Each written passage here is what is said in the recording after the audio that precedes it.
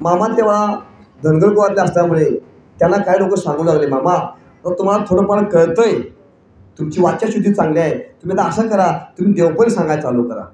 काय करा? देवपण सांगायला चालू करा. तुम्ही एखादं भूतकथा काय चालू करा. त्यावेळेला मामाने ज्या प्रथमतः पहिल्यांदा जो एक खांब स्वर्गामध्ये आहे, दुसरा खांब बेतक्यामध्ये लावला. आता जे मामांचा बेतक्यामध्ये खांब आहे, तो खांब कशाकरता लावला? आत्ता सुद्धा त्यावेळेस सुद्धा जी काय आपल्याला भूतबाधा होईल, जी काय आपल्याला पीडा होईल, ती पीडा आपण त्या खांबाजवळ गेलो, खांबाच्या मिठी मारून 5 येडे काढले, मामाला तुमचं गारानं सांगलं तर ती पीडा आपली संपती. ती त्या युगापासून चालू आहे, मामांच्या काळापासून चालू आहे, ती अजूनही चालू आहे. प्रत्येक अमावस्येला भरपूर गर्दी असते तिथं मेतकीमध्ये. अजून जर तुम्ही ऐकून माहीत असेल, मेतकी हे भूत काढण्याकरता पण प्रसिद्ध आहे, पण मामाच फक्त, मामा दुसरं कुठं नाही. आता काही लोकांनी चालू केले भाई सुद्धा मामांच्या नावाखाली, पण ती नाही. म्हणून तुम्ही इथं पण लक्षात ठेवा, तुम्हाला काही व्याधी असेल, काही तुम्हाला अडचण असेल, ते मेतक्यामध्ये जावा, त्या खांबाला मिठी मारा, 5 वेळं करा आणि तुमचं कारण त्या मामाला सांगा आणि तुम्ही भंडारावर पाठीमागे घ्या. तुमचं मामा नक्कीच ऐकणार, नक्कीच ऐकणार. तसं लोक सांगू लागले, मामा तुम्ही असं करा, तुम्ही आता देवपण सांगा, आमचं काय तर कल्याण करा. जगाचं ऐकून, सगळ्या भक्तांचं ऐकून मामाने ते चालू केलं, देवपण चालू केलं. पण चालू करत असताना काही लोक मामाला दक्षिणा म्हणून द्यायची. मामाला एखादी गोष्ट खरी झाली तर तसं आपल्याकडे दक्षिणा देतो, तसं काही लोक मामाला दक्षिणा म्हणून देऊ लागली. तेव्हा असं झालं, एक 4-6 महिने गेले, मामांची दक्षिणा गोळा, चांगली दक्षिणा गोळा झाली, चांगली दक्षिणा गोळा झाली. आता म्हणजे असं करू, म्हणजे आता आपण एवढे मोठे प्रमाणात घालू, पण आपल्यामध्ये गुरु नाही, म्हणजे गुरु तर आपण सगळं गुरु करून घेतला पाहिजे. कारण प्रत्येक माणसाला गुरु हा लागतोच. गुरुशिवाय शिष्य नव्हे, शिष्याशिवाय गुरु नव्हे. तसे मामांच्या मनामध्ये सुरू आलं की आपण एखादा गुरु करून घ्यावा. पण तो कसा करून घ्यावा मामाने ठरवलं. त्याच्यात मामाच्या सोबत तेव्हा एक गडी होता, त्या गड्याला सांगू लागले, मनग्याकडे सांगू लागले, मामा की असं म्हणले, मनग्या हे पैसे तुझ्याजवळ ठेव आणि जो कोणी भक्त, जो कोणी एखादा सत्पुरुष मला भेटेल आणि त्या गठ्ठ्यामध्ये पैसे न मोजता किती पैसे ते बरोबर सांगेल, तो माझा गुरु, तो मला गुरु. असं झालं. आणि त्यावेळेला मामा त्या गारगोटी भागामध्ये बकरी घेऊन गेले. गारगोटी घरामध्ये सोनतोळी नावाचं गाव आहे, शेगाव, त्या तिथे मामा बकरी घेऊन गेले. बकरी घेऊन गेल्यानंतर त्यावेळेला त्या गावात, त्या भागात मुळे महाराज प्रसिद्ध युद्धपुरुष होते. मुळे महाराजांचं मूळ गाव कुठलं? गारगोटी नदी किनाऱ्यावरती मामांचं गुरूंचं मोठं मुळगाव तिथं आहे. ते मंदिर कधी पण बघा. त्यावेळेला शेणगाव ती बकरी झालं, पण मूळ गाव गारगोटीमध्ये मंदिर आहे, समाधी मंदिर हे गारगोटीमध्येच आहे. त्यांचं मूळ गाव शेणगाव, त्या महाराजांचं मुळे महाराजांचं, पण समाधी मंदिर हे गारगोटीमध्ये आहे. नदीकाठी संगमावरती आहे बघा, ते संगम आहे, संगमावरती मुळे महाराजांचं मोठं मंदिर आहे. जाऊन कधी पण दर्शन घेऊन या. तर तेव्हा मामाला वाटलं लागलं की म्हणजे जो कोणी मला सदपुरुष भेटल तो मला गुरु होईल. बकरी जाऊन घेत असताना त्यावेळेला त्या गुरुसुद्धा वाटलं लागलं की आपण सुद्धा मामांची परीक्षा घेऊ. म्हणून परीक्षा घेऊन काय झालं, त्या दोघांची आज भेट झाली. पण मामाला कळणार की हा माझा गुरु आणि ह्यांना कळणार की हा माझा भक्त, दोघांना कळलं नाही. त्यावेळेला ती बोलता तो गुरु बोलून गेला, अरे म्हणले बाळाप्पा, तू म्हणजे भूत सांगतोस, लोकांचं कल्याण करतोस, असं किती पैसे गोळा केले, म्हणजे तू किती पैसे गोळा केलेस? म्हणजे मामा माझं काम फक्त घ्यायचं आहे, द्यायचं काम ते दिलं त्या गड्याकडे पैसे आहे म्हणले. असं कर म्हणले, त्यांना सांगू काय म्हणले, पैशात किती आहेत ते सांगू काय म्हणले. त्यावेळेला त्या मुलेमाने सांगितलं 121 रुपये. त्या काळातले 121 सांगितले आणि ते बरोबर मोजून निघाले. त्यावेळेला मामाने त्या मुलेमाला आपले गुरु मानले. तेव्हापासून गुरु आणि शिष्याची जोडी चालू झाली. म्हणून मुळे महाराज गारगोटीचे आणि आदमापूरचे बाळूमामा हे दोघांची जोडी चालू झाली. तिथून पुढं ज्या वेळेला ते गुरु असणारे मुळे महाराज आणि शिष्य असणारे मामांच्या सोबत दोन सोबती होते, ती दोघं काय केले, मामांनी एक वेळ सांगितलं ते गुरुंच्या सोबत आपण कुठे फिरायला जाऊ. तिने काय केलं, मामांना एक वेळ जेवायला का घरी नेलं, मायाच्या घरी जेवायला नेले. सोबत 2 मायाची लोक, एक मामा आणि ते मुळे महाराज. पण तेव्हा मुळे महाराज बाकी मांसाहार खात होते, मुळे महाराज मांसाहार खात होते. मग त्या मायासोबत त्यांना प्रश्न पडला, आता म्हणजे मुळे महाराज आम्हाला जेवायला नेल्यात, तर ते तर म्हणजे मांसाहार खातात, समजा चुकून म्हणजे तिथं मांसाहार जेवण असलं आम्ही काय खायचं म्हणले. पण मामा म्हणले नाही, म्हणलं आपण जायचं काम करायचं, तिथं काय असेल ते ताटावर बसायचं काम करायचं, शेवटी आम्हाला जे वाढणार तो वाढणार आहे, तर फक्त आपण जायचं काम करायचं. तिने आपला गुरुवर विश्वास ठेवला, त्या घरी जेवणाकरता गेली. जेवायला ताटं वाढल्यानंतर त्यावेळेला क्षणा जे नको होतं तेच पडा ताटामध्ये दिसलं. ती दोघं एकमेकाला टकामाग बघू लागले, मामा आणि ती माळी दोघं एकमेकाकडे बघू लागले. म्हणजे मामा हे काय? त्यामुळे ठीक आहे, थांब म्हणजे थांब. त्यावेळेला गुरुने सुद्धा यांची परीक्षा घ्यायची म्हणून ती केलं होतं. गुरु महाराजांनी यांची परीक्षा घ्यायची म्हणून ते केलं होतं. ताटावर ते नको ते अन्न असल्यामुळं की दोघांची चळवळ सुरू झाली. पण ज्यावेळेला पुंडलिक झालं तेव्हा त्यांनी खाली बघितलं, त्यावेळेला बघितलं तर फुलं झाली. फुलं ज्या पदार्थ ताटामध्ये नको होता त्या पदार्थाची फुलं झाली. फुलं आणि साईडला जे होतं तिथं वांग्याची भाजी, भाकरी, कोशिंबीर असं जेवण तयार झालं. आणि त्या दोघांनी मनोमन जाणलं. म्हणजे आपण विश्वास ठेवला तो ठेवला पाहिजे. म्हणून हा विश्वास महत्वाचा. आपल्या गुरुवर विश्वास असावा. श्री गुरु सारिका असता पाठ. आणि इथून पुढं मामांचं कार्य चालू झालं. मामाने जे व्रत केलं जगाच्या कल्याणा संतांची विभूती ते व्रत मामाने चालू केलं. आणि प्रत्येकाचं दुखणं काय असेल त्यावेळेला असंच झालं. एक डॉक्टर पेशंट डॉक्टर असणारा तो पेशंट बाहेरचं बरं करायचा, पण त्याच डॉक्टरला कॅन्सर झाला होता. कॅन्सर त्या डॉक्टरला कॅन्सर झाला. आणि त्याला ख्याती कळाली मामांची. म्हणले मामा त्याला कोणी सांगितलं की तू मामाच्या जवळ जा, मामाला भेट. तू म्हणले ये. अहो म्हणले मी डॉक्टर आहे, जगातच मी डॉक्टर पण सांगतो. आता म्हणजे माझं करा मी काय केलं पाहिजे. तर त्याला सांगितलं फक्त असं कर, एक जाऊन त्या मामाला भेट, मामांचे तू पदार्थ घे. मग म्हणजे तू काय ठरलं. ठरल्याप्रमाणे दुसऱ्या दिवशी तो डॉक्टर त्याच्यासोबत असणारा एक गोळी घेतला. दोघं ते मामाच्या दर्शनाकरता गेले. मामा त्यावेळेला मेटके भागात एका बकऱ्या तळावरती होते. सकाळचा वेळ मामा उन्हाला बसले होते, उन्हाच्या किरणाला बसले होते. आणि तेव्हा नेमकं डॉक्टर सोबती मामांच्या जवळ गेला. आणि लांबच मामाने बघितल्यानंतर तर शिव्या द्यायला चालू केल्या. शिव्या मामाने काय केलं? शिवाय द्या. खारे डॉक्टरला म्हणले आज हिवरगुती स्वारी फिरले, आज कोणाला मध्ये बसवतोस म्हणले, आज कोणाला मध्ये बसवतोस. कोण म्हणतंय?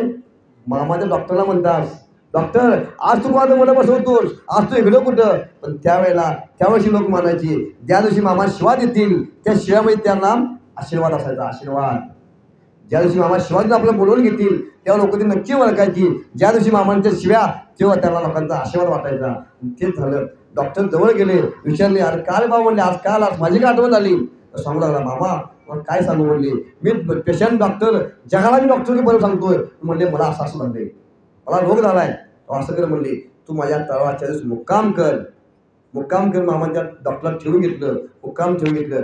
संध्याकाळी डॉक्टरांनी सांगितलं तू थोडंफार जेवण करून घे, पण स्वतःने एक कर, त्या माझ्या तळावरती जे माझ्या स्वयंपाकघरातलं जी चटणीचं भांडं आहे त्यातली मुठभर चटणी घ्या आणि तू चटणी खा. काय कर? स्वयंपाकघरातली मुठभर चटणी घे आणि चटणी खाऊन संध्याकाळी तू झोप. झालं. ठरल्याप्रमाणे डॉक्टर थांबला. संध्याकाळी थोडंफार जेवण केला. जे मामाने सांगितलं होतं त्यांनी तेच केलं. त्या स्वयंपाकघरामध्ये त्यांचं जे काय जेवण ते असेल त्याची चटणी घेतली, तिने मोठमोठी चटणी खाल्ली. आणि त्या चटणीच्या जीवावर मामांच्या आशीर्वादावर त्या डॉक्टरचा कॅन्सर गेला. शक्य आहे काय वाज? कोणाला पटलं काय आपल्याला? फक्त चटणी खाऊन कॅन्सर. पण देणारा कोणती ही पुरुष आहे हो, ही वळतार आहे. सोबा नाही तो सांगणारा मामा आहे, जगाला बाप आहे तो सांगणार. मग खरं सांगा बघू, चटणीवर रोग घालणारा मामा तो आज जगाला सांगा बघू. तेव्हा डॉक्टरचा रोग गेला तेव्हापासून जसं मामांची कीर्ती वाढ झाली तसं मामांचा मामा वाढत गेला. आणि तो इथंपर्यंत मामांचा मामा वाढला. कुठंपर्यंत? ह्या गुगी घराण्यापर्यंत. ह्या घराण्यापर्यंत मामांचा मामा वाढला. म्हणून तिने आज मामांचं चरित्र ठेवलं. तुम्ही 3 दिवस कार्यक्रम केला, प्रवचन ठेवला, तर त्या प्रवचनमध्ये मामांचं काय नव्हतं. पण दीपक महादेवाला सांगितलं म्हणा महाराज तुम्ही या लागते, फक्त मामांचं सांगा लागते, फक्त मामांचं चरित्र पाहिजे. ठीक आहे म्हणलं. त्यांच्या आज्ञेला मान दिला. आणि आमचे सहकारी आम्हाला गुरुसमा असणारे आमचे काकांनी ह्यांना घेऊन म्हणलं आज मामांचं चरित्र करायचं आहे, तुम्ही यायला पाहिजे. ते सोबत तयार झाले आणि आज तुम्हाला समाज दर्शन घेतलं. आणि आज इथे बसून थोडंफार जे काय मला जमल ते मामांचं मी सांगितलं. मामांचं चरित्र सांगितलं. आता आमचे तुमच्या भागातले हे मैशाळ म्हणून आहेत, असं म्हणजे सगळ्यांची ओळख असलंच ते नसलं, ते सुद्धा मामांचं चरित्र चांगले सांगतात. ते सुद्धा मामांचे भक्त आहेत. मामांचे चरित्र चांगले सांगतात. जसं आमच्या गावामध्ये सुद्धा, आमच्या गावामध्ये धनगर समाज कमीत कमी 280 लोक धनगर समाज आहे. किती आहे? 280 लोकांचा. आमच्या हुपरी गावामध्ये जे मंदिर मामांचं माळोबा मंदिर म्हणजे आदमापूरमध्ये आहे, सेम टू सेम थोडंफार कमी असेल तसंच मोठं मंदिर आमच्या गावामध्ये मामांचं मोठं मंदिर होते. थोडंफार काम अजून अपुरं आहे, पण मंदिरचं काम संकल्प धरलाय, ते मंदिर पूर्ण होते. आमच्या गावात सुद्धा गेली 16 वर्ष झाली हुपरी ते पंढरपूर अशातला पायी दिंडी सोहळा निघतो. फक्त मामांच्या जीवावरती निघतो. संत बाळूमामा पायी दिंडी सोहळा. आम्ही दिंडीचे सहकारी आहोत, सोहळा काढतो. पण आज आम्ही कुठेही मामांचं नाव सांगून गेलो, सप्ताह असू दे, दिंडी असू दे, कुणीही नाही म्हटलं नाही, कुणी नाही म्हटले. जे गाव मामाला शपथ नाही ते मामा मला देऊ शपथ नाही, असं आहे. मामांच्या नावाखाली भरपूर मिळतं. म्हणून काही लोकांनी चालू केले मामाचं नाव सांगायचं घ्यायचं, पण तसं करू नका. शेवटी तो मामा जगाचा मालक एकच आहे, त्याला माहित आहे कधी कुणाला गाडायचं आणि कधी कुणाला वर घ्यायचं ते त्याच्या हातात आहे. जगाचा पालन करता तो आहे.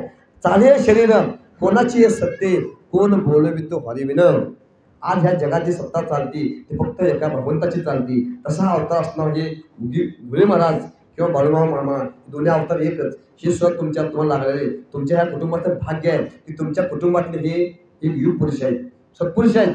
खरोखर ह्या कुटुंबाचा आभार आहे, धन्यवाद मला तू थोडा आहे. कारण ह्या कुळीमध्ये असा युग पुरुष जन्माला येऊन गेला, तिने कीर्ती मागून ठेवून घेतली आणि आज गेली 27 वर्ष तुम्ही तो सोहळा करताय. शक्य नाही, शक्य नाही. एखाद्या बापाचं 1-2 वर्ष आपण शाद घालतो, चांगला मुलगा असला तर किती घालतो, 1-2 वर्ष. 27 वर्ष तुम्ही करताय. हो, सोपं नाही, ते सोपं नाही. खरोखर मनापासून या कुटुंबाचं पहिल्यांदा आपण एकदा आभार टाळ्या वाजून अभिनंदन करूया. आणि या कुटुंबाला अशीच ह्या बाबांची साथ लावो, मामांची साथ लावो आणि तुमच्यावरती अशीच कृपादृष्टी हो, हीच मामांची चरणी प्रार्थना करतो. आणि मी थोडंफार थांबून दुसरं सांगायला चालू करतो. चालेल ना? काय थांबायचं आहे? बोलवून घेतलं, मामा तुम्ही या, आमच्या कथेला सहाय्य करता तुम्ही या, तुम्ही समोरून तुमच्या ऐका. मामासने आवाहन केलं, मामासनी कथेकरता बोलवून घेतलं. आता जी काय कथा सांगेन ते मामाच सांगणार, आम्ही काय सांगणार, चांगलं वाईट मामाच सांगणार. तसे आपले हा धनगर कुळातील संत मामा बाळूमामा, मामांचं मूळ गाव बेळगावजवळ आरभावी गाव. आरभावी कुठलं गाव? आरभावी गाव. आरगावमध्ये बाळूमामांचं आजोबांचं नाव पण बाळाप्पाच होतं. आजोबांचं नाव बाळाप्पाच. त्यावेळेला त्यांची 5-6 गुंठी शेती असायची. शेती असताना शेतीमध्ये काय उदरनिर्वाह होणार म्हणून त्यांनी काय केलं, ते गाव सोडलं आणि त्यांच्या पै पाहुण्यांच्या वळखीनं चिखोलीजवळ अक्कोळमध्ये आले. कुठं आले? अक्कोळ गावामध्ये आले. अक्कोळ गावामध्ये आल्यानंतर त्यांनी तिथे येऊन पाहुण्यांच्या वळखीनं एखादं खोली घेतलं, घर घेतलं आणि त्यांची रोजचा रोजगार मामांचा चालू झाला. मामांच्या आजोबांचा बाळाप्पांचा रोजगार चालू झाला. उदरनिर्वाह करता लोकांच्याच कामाला जाणं, शेतीवाडी करणं, शेती व्यवसाय करणं चालू झालं. तर असं होत असताना त्यांच्या पोटी पहिल्यांदा एक मुलगा जन्माला आला. त्या मुलग्याला तिने शेतीवाडी शिकवली, आपला व्यवसाय शिकवला, मेंढपाळ शिकवला.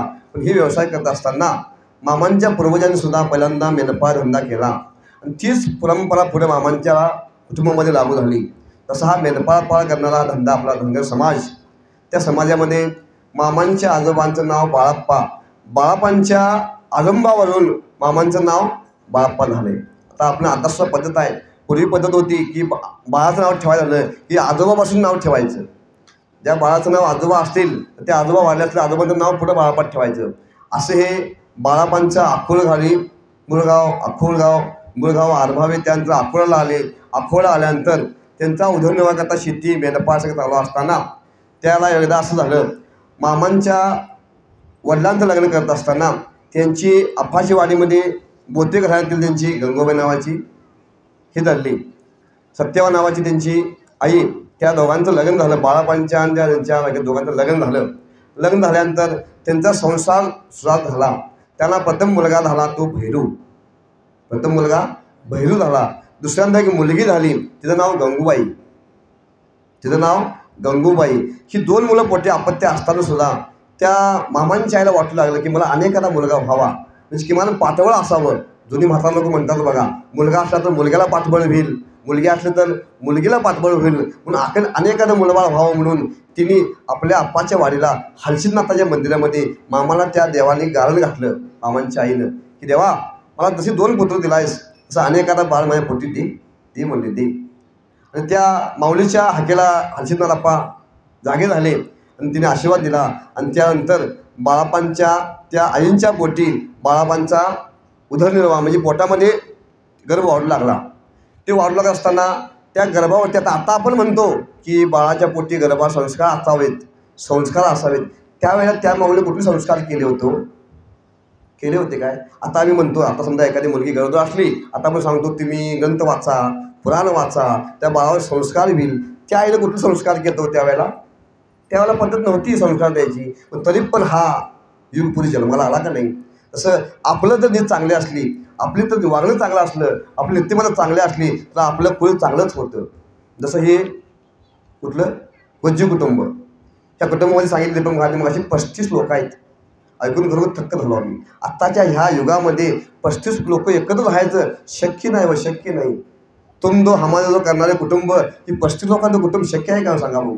खरोखर ह्या कुटुंबाचं मानव तेवढा आम्हाला थोडा आहे, कारण हे एकत्र कुटुंब पद्धत ह्या गावात बघावं आणि तुमच्या कुटुंबात बघावं. तसं त्यावेळेला मामांच्या आईला सुद्धा वाटू लागलं की मला एखादा चांगला पुत्र माझ्या पोटी यावा, चांगला पोटी पुत्र यावा.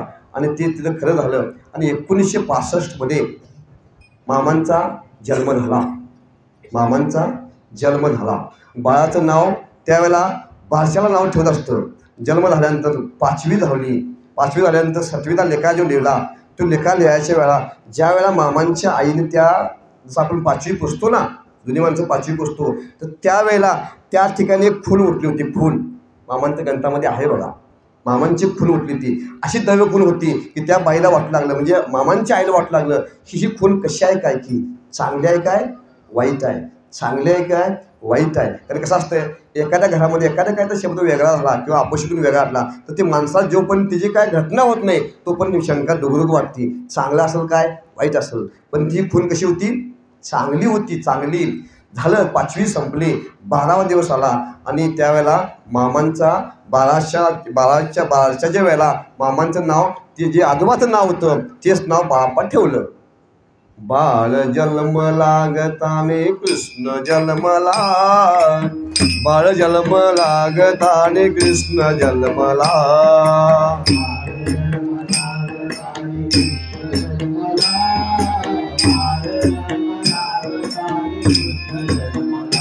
हा काना जन्मला गताने कृष्ण जन्मला, काना जन्मला गताने कृष्ण जन्मला.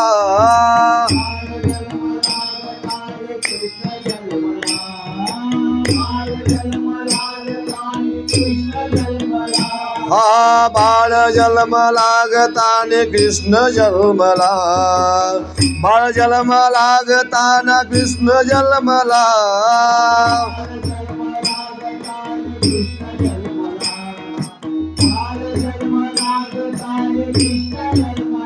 हा बाळ जन्मला गताने कृष्ण जन्मला, काना जन्मला गताने बाळ जन्मला.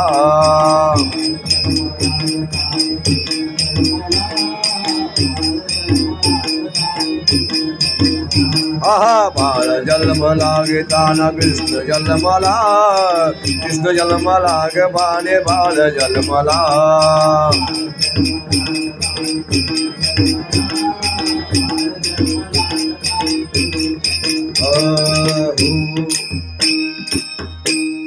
असा हा मामांचा जन्म 1892 3 ऑक्टोबर 4:23 झाला.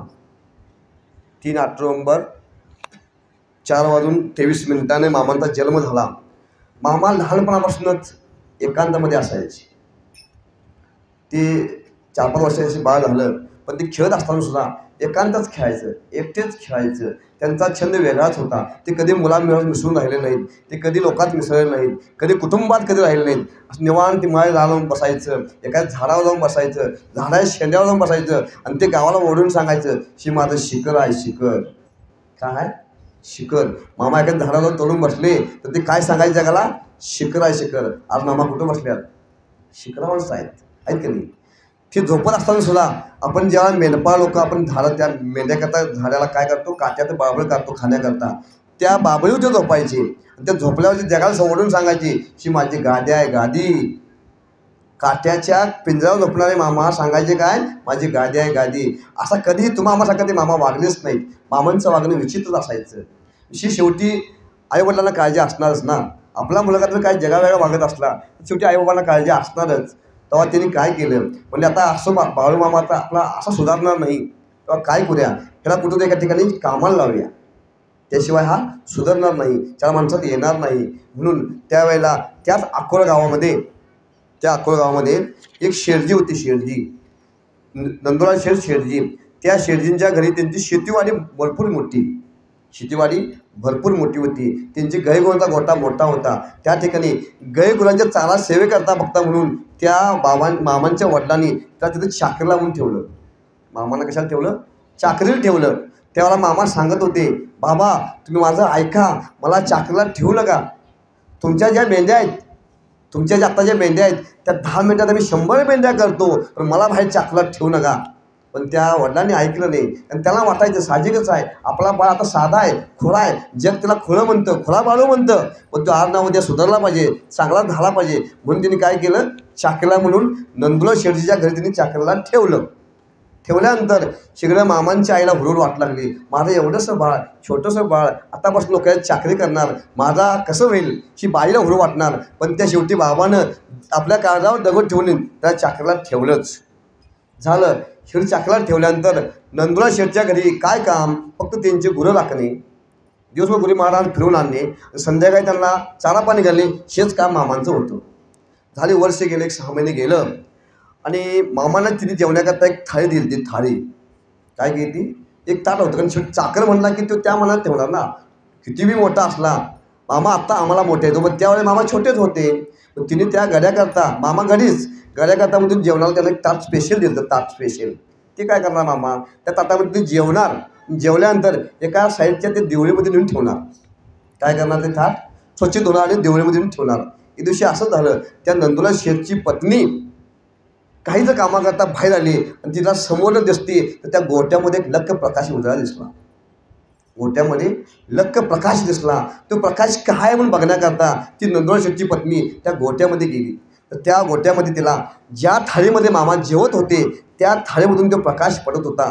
ती समोर गेली, जवळ गेली, थाटी आपल्या हातामध्ये घेतली, असं वर करून बघतं तर त्या वर करून बघितल्यानंतर त्या सूर्यप्रकाशामधनं तिला ती जैन मंदिर दिसलं. जैन मंदिर काय दिसलं, थाळीमध्ये जैन मंदिर दिसलं. कारण ती जैनांची होती ना, शेठजी जैनांची होती. त्या थाळीमध्ये जैन मंदिर दिसलं. मंदिर दिसल्यानंतर तिने ओळखलं, हा म्हणले हा साधा सोपा कोणता बाळू नाही, हा दैवावतारी बाळू आहे. पण सांगायचं कसं, तिने काय केली, ती ताटी घेतली आणि आपल्या घरामध्ये नेऊन देवाऱ्यावर नेऊन ताटी ती पुजली. आणि का, आता ह्या ताटीमध्ये आपल्याला मंदिर दिसले, आपलं जैन मंदिर दिसले, आपला देव दिसलाय, आता ताटी आपण इथं ठेवून चालणार नाही. तिने काय केली, ती ताटी घेतली आणि आपल्या देवाऱ्यावर नेऊन देव हा ताटी ती पुजली. दुसऱ्या दिवशी मामा नित्यनेमाला उठले, चारा पाणी केले. जेवायच्या वेळात देवाला थाटी मागताना त्याला ताटी त्या मामांना वेगळी दिसली. रोजची ताटी त्यांना दिसली नाही. त्यावर ती म्हणू लागली, माझी ताटी कायम ताटी कुठं आहेत, ती मला ताटं द्या, ही ताटी मी जेवणार नाही. तर ती सांगू लागली. बाळू म्हणली, ते ताट गळका आहे, ते ताट फोटका आहे, त्यामध्ये तू जेवू नको. आता हे कर, तुझ्याकरता आम्ही नवीन ताट दिले, नवीन ताटामध्ये तू जेव. पण मामा जेवले नाहीत. मामा म्हणले, मला तेच ताट पाहिजे, तेच ताट दिला तर मी जेवणार, नाहीतर मी इथून निघून जाणार. शेवटी त्या बाईला बी अवघड झालं, कारण मंदिर दिसलं, मला देव दिसला, म्हणजे देव कसं, म्हणून तिनं देण्याचा हात केला नाही आणि हिने तो मागण्या हात सोडला नाही. शेवटी नाही झालं, मामांना तिथून ती चाकरी सोडावी लागली. मामाने ती चाकरी सोडली आणि आपल्या गावाकडं निघून आले. झालं, मामा आपल्या गावाकडे निघून आले. पण त्या मामांच्या बाबांना कळना की आपला मुलगा चाकरीला असताना, चांगला असताना सुद्धा आता का आला, आता इकडं आलाय तो आलाय, आता इथे याला काय काम लावायचं, आता इथे याला काय काम लावायचं. पण त्यावेळेला कसं होतं, जुनी लोक, जुनी पद्धत, त्या काळी लय मोठं झालं की लय मोठं, म्हणजे मोठ्या मुलांचं लग्न करत नव्हतं, कमी वयामध्ये लग्न करायचं. त्यावेळेला मामांचं वय लय नंतर 14-15 वर्षाचं असावं, बरोबर ना, 14-15 वर्षाचं मामांचं वय असावं. त्यावेळेला मामांच्या वडिलाच्या मनामध्ये आलं, आता म्हणले बाळापाचं आपण काहीतरी वाजवलं पाहिजे, किमान तो लग्न केल्यावर तरी सुधारेल. पण तिने काय केलं, लग्न करायचं ठरवलं. पण त्यावेळेला बाळापाला जी बहीण होती गंगूबाई म्हणून, त्या गंगूबाईला 2 मुलं होती, एक मुलगा आणि एक मुलगी होती. ती मुलं मामांना आवडीनं मामा म्हणून हाक मारायची. आवडीनं ती मुलं मामांना, साहजिकच आहे, आपल्या मामाला आपण मामा हाक मागतोच नाही. तसं त्यावेळेला त्या 2 भाच्यांनी ज्यावेळेला मामाला मामा म्हणून हाक मारलं, तेव्हापासून हा जगाचा मामा झाला. तेव्हापासून हा जगाचा बाळूमामा चालू झाला. तेव्हापासून मामाला नाव पडलं काय, बाळूमामा. झालं, मामांचं लग्न काय ठरलं. मग आता ज्या वेळेला मामासुद्धा बहिणीकडे आपलं जात होते, त्यावेळेला ती बहीण असणारी गंगूबाई, तिला पण वाटायचं आपली मुलगी पण लग्नाला आल्या, आता लांब देण्यापेक्षा आपला सखा बहुत आपल्या जवळ आहे, त्याला आपण जावाई करून घेऊ. त्याला आपण आपली मुलगी देऊ आणि तिला आपण जावई करून घेऊ. म्हणून तिला सत्यवा नावाची मुलगी द्यायचं ठरलं. कुणाला? बाळूमामांना द्यायचं ठरलं. ठरल्यानंतर ही गोष्ट मामांच्या कानावरती गेली. ही गोष्ट बाळूमामांच्या कानावरती गेली. मामा सांगू लागले, हे बघा म्हणले, मी तुम्हासारखा संसार करणारा माणूस नाही. मी संसार करता आलो नाही. जगाच्या कल्याणा संतांची विभूती देह कष्टविती परोपकारे. मी जगाचं कल्याण करता आलो आहे. मी संसार पाडण्याकरता आलो नाही. तर तुम्ही ऐका, माझं लग्न करू नका, मला संसार पाडू नका, तुम्ही ऐका. शेवटी त्या आईबाबांनी ऐकलं नाही. शेवटी मामाने एक वाणी केली. त्यावेळेला पहिल्यांदा मामाने एक मुखवाणी केली. मामाने सांगितलं, तुम्ही बरा बोला ना, ऐका, ठीक. नाही जर ऐकलं असा तर ज्या मांडवात तुम्ही माझं लग्न करशिला त्याच मांडवातनं प्रेत बाहेर जाईल. काय जाईल? प्रेत बाहेर जाईल, प्रेत. पण ते मनावर घेतलं नाही हो. कारण तेव्हा बाळू सगळी त्याला खुळा बाळू म्हणायचे. मामांचं ते कोणाला पटलंच नाही. अजून त्या लोकांना मामांची ख्याती कळत नव्हती. तो पण ते ठीक आहे म्हणले, हा असाच बरोबर तो म्हणले, हे तर कोण ऐकायचं, आपण लग्न करूच. झालं. त्या सत्यवाबरोबर मामांचं लग्न लावून दिलं. लग्न झालं. लग्न झाल्या सकाळी लग्न झालं. संध्याकाळी 5 वाजता त्या मुलगीचा बाबा असणारा, सत्यवाचा नवरा असणारा, म्हणजे बाळूमामांचा भाऊजी असणारा, मेहुणा असणाराच संध्याकाळी 5 वाजता हार्ट अटॅकनं संपलाच. मामांची वाणी त्यावेळेला प्रथमतः खरी झाली. लक्षात ठेवा, त्यावेळेला मामांची प्रथम वाणी खरी झाली.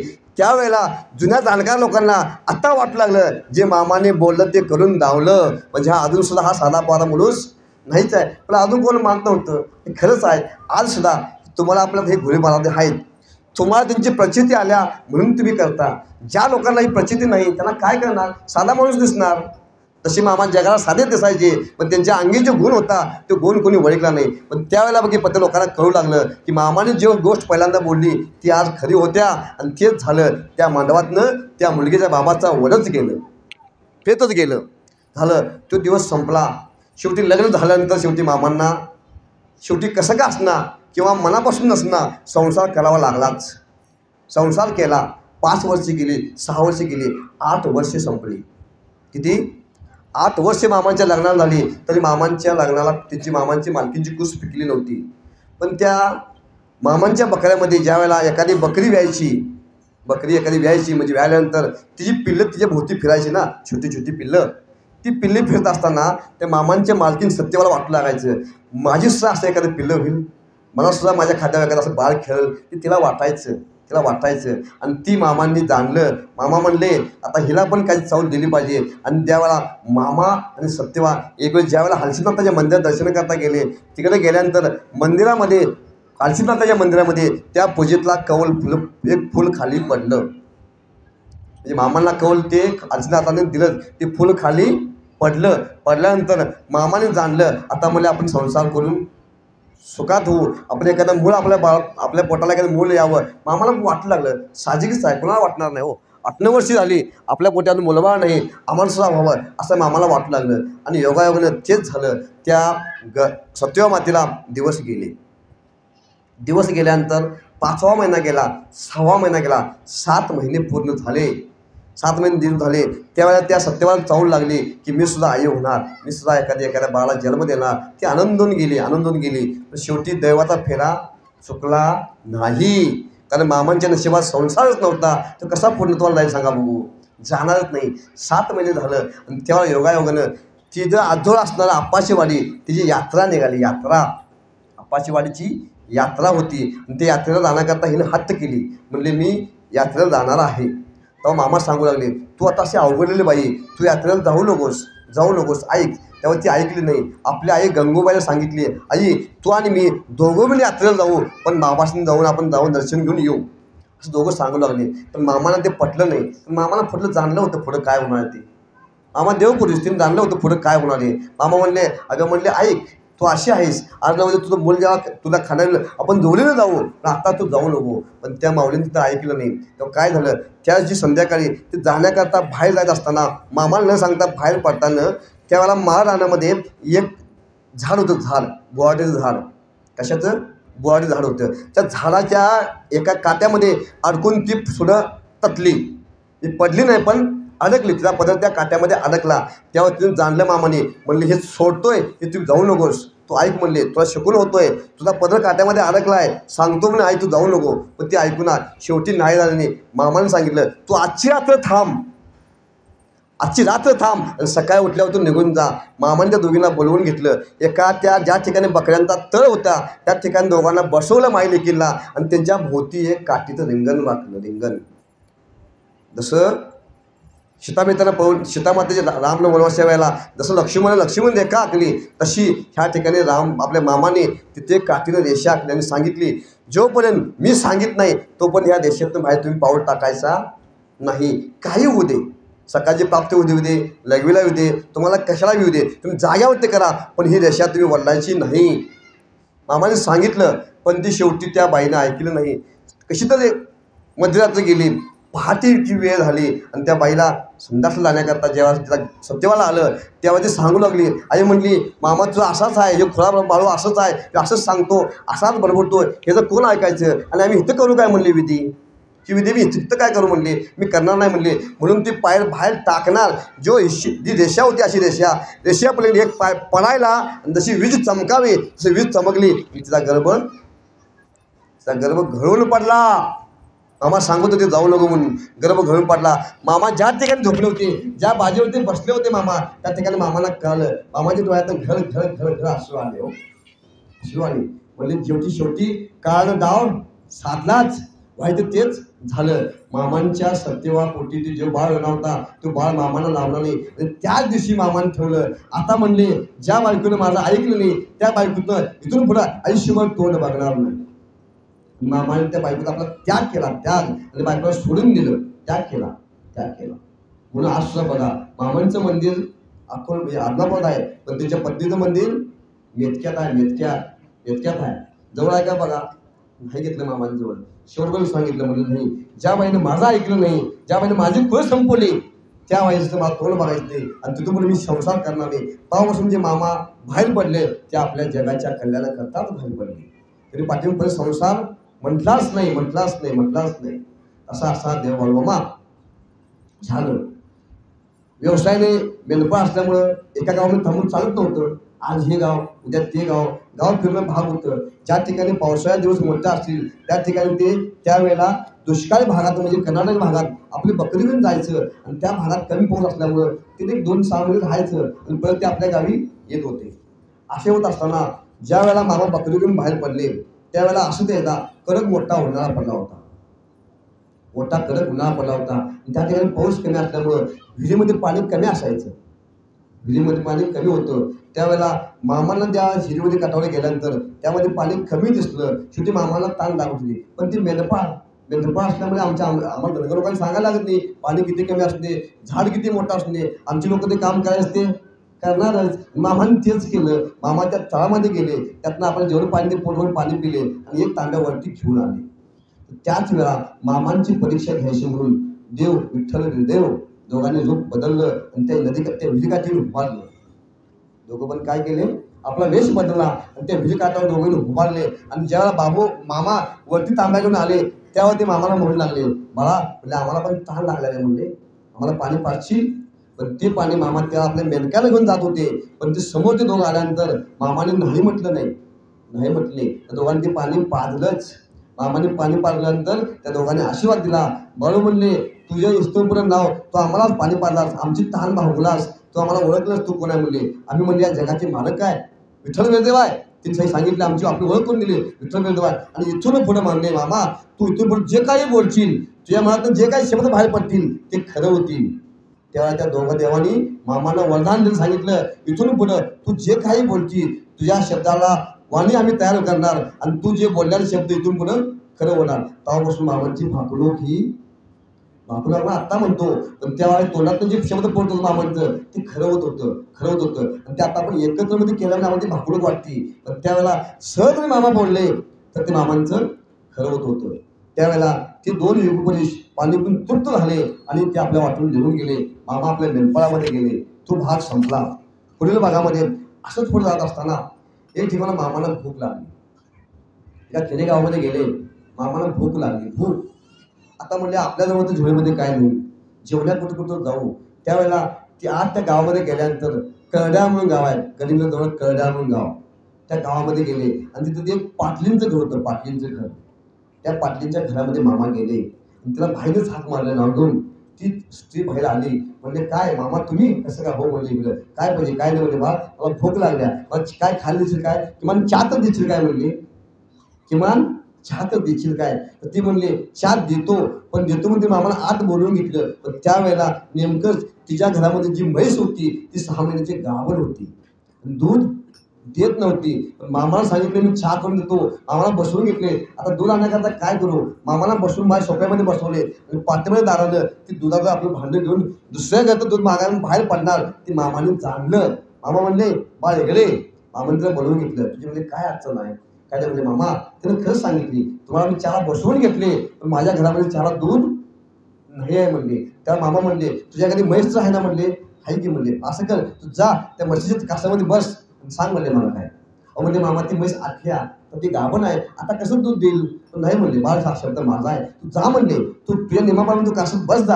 आणि त्या माऊलीने तेच केलं. पाण्याचं भांडं घेतलं, जाऊन त्या कासामध्ये बसली, पाणी मारली आणि पाना फोडायची वेळा जसं यायला मला दूध द्यावं तसं त्यावेळेला मामांच्या आशीर्वादानं मामांच्या कृपेनं त्या म्हशीनं दूध दिलं.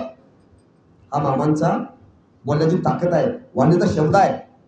ती मामाने खरं करून लावलं आणि त्यावेळेला ती 6 महिन्याची आटकी असणारी म्हैस त्या म्हशीने तिथं पाना फोडला, दूध दिलं आणि ती दूध आवडल्यानंतर चहा दुधाचा मामाने चहा करून मामाने तुपतून चहा पिला आणि तिथून निघून गेले. अशी मामाचे अनेक प्रकार आहेत, अनेक लीला आहेत की सांगायला गेलं कमीच आहे.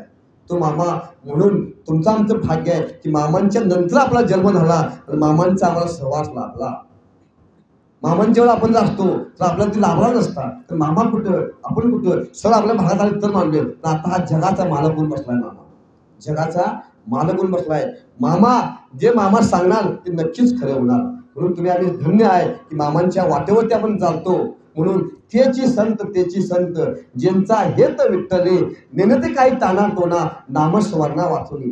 मामाने तेच सांगितलं. मामासुद्धा आपल्या आषाढीचे वारकरी होते, मामासुद्धा रात्रीने वारकरी होते. ते नित्यनेमाने आषाढीची वारी करायची, नित्यनेमाची पट्टणकोटीचा बेंदवाची यात्रा करायची. असे मामाने सुद्धा आपण धनगरकुळ आहे किंवा आपण साधा माणूस आहे म्हणून आपला दिन देव चुकला नाही, आपले दिन कोणीच चुकलं नाही. हलसीदल यात्रा वर्षात ते करणार तेव्हा तुम्ही आम्ही सुद्धा आपला देव विसरले नाही. आपल्या पुढे किती मोठे देव असलो ना आपला कुळस्वामी आपला देव आपण कधीही विसरले नाही. देवाने ते चुकलं नाही, तुम्ही आम्ही काय चुकवायचो, तुम्ही आम्ही काय चुकवायचे. म्हणून हा प्रत्येकाने आपला कुळस्वामी आपला जो घरचा देव आहे तो देव आपण केलाच पाहिजे. झालं. मामांची लीला पुढे ऐका. मामा याला असंच कर्नाटकमध्ये बकरीहून गेल्यानंतर एका ठिकाणी मोठा पाऊस पडला. पाऊस पडल्यानंतर त्या घटप्रभा नदीला मोठा महापूर आला. काय झाला, मोठा महापूर आला. महापूर आल्यानंतर मामांच्या सोबत त्यावेळेला लोकरी मानवाची 2 सोबती होती, त्यांच्या मेंढ्यासोबत ते 2 सोबती होती आणि त्यांच्यासोबत गडी म्हणून 2 असे 4 माणसं मामाच्या सोबत होती. ते 4घ्याने मामा 5वे असे 5 लोक त्या मेलपास तळावरती होती. पाऊस तर मोठा पाऊस पडतोय आणि त्यावेळेला मामांची बकरी त्या नदीच्या पलीकडे बसायला होती आणि तेव्हा योगायोगानं अचानक पाऊस आल्यामुळं महापूर आल्यामुळं मामांची बकरी अलीकडे अडकली. तर बाकी संध्याकाळी मुकाला मामाला पलीकडे जायचं होतं. तर जायचं कसं, मामांना ते मेंढक्या सगळ्यांना पेच पडला. मामांना काय वाटलं नाही, ती मेंढकी घाबरू लागली. मेंढकी म्हणले मामा आता पाऊस तर पडतोय, नदीला पूर आलाय, आता आपण पलीकडे जायचं कसं.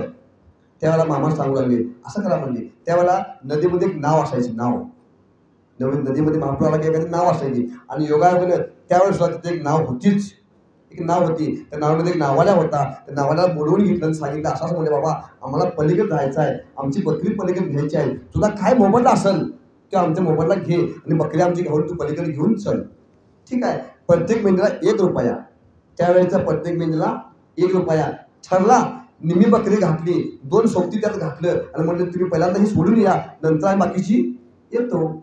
निम्म्या वाटत पहिली खेप गेल्यानंतर त्या नावाला मनामध्ये वाईट आलं. नावाल्याच्या मनामध्ये असं आलं, तो म्हणाला आता ही म्हणजे 2 पोरं आहेत, ती म्हणजे मागच्या काठावर आहेत, ही मेनक्याची जात आहे म्हणली. आपल्या एखादा बकरा आपण पाण्यामध्ये टाकू आणि नंतर पुढे जाऊन घेऊ. काय करू, आता बकरी इथं टाकू आणि ते बकरं समजा पुढे जाऊन ते कुठल्या तटाला तटतच की, एखाद्या झाडाला तटल, एखाद्या कुठल्या ह्याला तटून जाईल, तिथं आपण ती घेऊ. या मनामध्ये वाईट आलं आणि त्याने एक बकरू त्या पाण्यामध्ये ढकललं. एक बकरी ढकलल्यानंतर मेंढीची जात आहे, एक गेली की त्यापर्यंत दुसरी जाणार, दुसरी पण गेली, 2 बकरी त्यातनं गेली. गेल्याबरोबर ह्या 2 पोरांनी ते बघितलं, ती पोरं घाबरली. म्हणजे नदीला पूर आलाय, 2 बकरी टाकलाय, आपण करायचं काय? पण ती मामाचे सेवक होते हो. त्या 2 सेवकांनी काय केलं, आपली जीवाची पर्वा न करता त्या पाण्यामध्ये उडी मारलं आणि 2 बकरी धरली आणि ती पोहत पोहत पोहत त्या निम्यातनं पलीकडे ती बकरी पलीकडे नेली. शा नावाला मग किती वळत आता म्हणजे पोरं चॅप्टर आहेत, पण ते नाव कसं तर तिथे कलपण आणला, ती बकरी उचलून घेतली. शिगडी ह्या काठावर मामा समोर सगळे ते बघत होते. मामा सगळा प्रकार बघत होते. मामांना तो रोकडी मार्ग होता, पुजारी सांगू लागला, मामा बघा म्हणले, त्याने 2 बकरी आत्ताच टाकलाय, समजा आपण जर गेलो आणि त्याने तेच केलं तर कसं व्हायचं? तेव्हा म्हणजे तुम्ही नावाल्याला बोलवू नका. काय करू नका? नावाला बोलवू नका, त्याला काही शिक्षा द्या. तेच केलं मामाने. ज्या वेळेला नावाने पलीकडे बकरी ती नाव नेणार, त्यावेळेला ते नावाला बांधण्याकरता खुट्टा असतो कोणी, खुट्टा असतो कोणी, ते बरोबर त्या खुट्ट्याच्या कडाला गेले आणि सगळं बकरी उकळून झाल्यानंतर तो नाव कडाला घेण्याकरता कडाला गेला, बरोबर त्या खुट्ट्यामध्ये आणि त्या नावेमध्ये त्या नावाला हात गावला. काय गावला? हात गावला, निकोळून पडला. शिक्षा दिली की नाही मामांनी? मामांच्या बद्दल जो कोण वाईट वागल त्याला मामा शिक्षा नक्कीच देणार. दिला तिथं मामांनी शिक्षा दिली. धडक देऊन हात बोलून तिथं बसला. आता म्हणजे बाकीची बकरी आपण न्यायची कशी? मामा म्हणजे असं करा, जी काही झालेली सगळी बकरी असतील, बकरी घोडी कुत्री सगळी एका ठिकाणी बनवा आणि म्हणजे माझ्या पाठीने तुम्ही थांबा. मामाने बोलून घेतलं, सगळ्यांना एकाने उभारून घेतलं. म्हणजे मी चला म्हटलं की जायचं. मामाने आपला भंडारा घेतला. जसं त्या त्या मोठ्या वाहत्या पाण्यामध्ये महापुरामध्ये मामाने भंडारा टाकल्याबरोबर ज्या वेळेला कृष्ण अवतारामध्ये जसं कृष्ण भगवंताला गंगेनं वाट दिली, तसं त्यावेळेला मामानं त्या गंगेनं वाट दिली. मामा थांब थांब थांब थांब निघून गेले. आता बोलले हलवा बकरी. त्या तेवढ्या महापुरातल्या बकरी मामाने पार पलीकडं त्या वाटेतून नेली. मामांची लीला आहे, मामांची लीला आहे. जसं कृष्ण भगवंताला यमुनेनं वाट दिली, तसं इथे या घटप्रभा नदीनं मामाने सुद्धा वाट दिली. तुम्ही मालिका बघितला चिला, त्या मालिकेमध्ये हा भाग आलाय का बघा, नक्कीच आहे. त्याला मामाला ही वाट दिली, मामाने ती बकरी पलीकडे नेली. त्या नावाला तेव्हा कळून चुकलं, म्हणली मी मामांचा घात केला, मला मामाने शिक्षा दिली. त्यातनं नावाने आला, मामांच्या पाया पडू लागला. मामा म्हणजे चुकलं, माझं चुकलं, मी जे काही कृत्य केलं होते मला क्षमा करा. मामाने सांगितलं, इथून पुढं जो काही हा मेंढका आमच्या ह्या वाटेवरती येईल, इथून पुढे काय कर, जो काही मेंढपा पावसामध्ये या वाटेवरती येईल त्या वाट एकच शिक्षा म्हणली, त्या मेंढक्याला तू पैसे घ्यायचं नाही. आणि त्यानं तेच केलं. अजून सुद्धा तो नावाने तो कुटुंब अजून सुद्धा घटप्रभा नदीवरती ज्या वेळेला मामांची भक्ती त्या भागामध्ये येतील त्यावेळेला तो 1ही रुपया न मोबदला घेता मोफत ती मामाची सेवा करतो. अजून सुद्धा अशी मामाची सेवक त्या भागामध्ये आहेत. हा कथाभाग संपला. पुन्हा असं त्याला कामांच्या वेळा एक ठिकाणी मामांची बकरी गेली. मामांची बकरी बसली असताना त्या ठिकाणी ती गावठी चोर असायची. जसं आता सुद्धा गावामध्ये भुरटे चोर म्हणतो आपण, भुरटे चोर. तशी ते चोर काय करणार, एखाद्या शेतामध्ये एखादा बकरीवाला बकरी बसवत असला तर ते काय करायचं, त्याची एखादं बकरी पळून घेऊन जायचं आणि त्याला विल्हेवाट लावून मस्त मौज मजा करायची. त्यावेळेला योगायोगानं त्याच गावामध्ये मामांची बकरी गेली.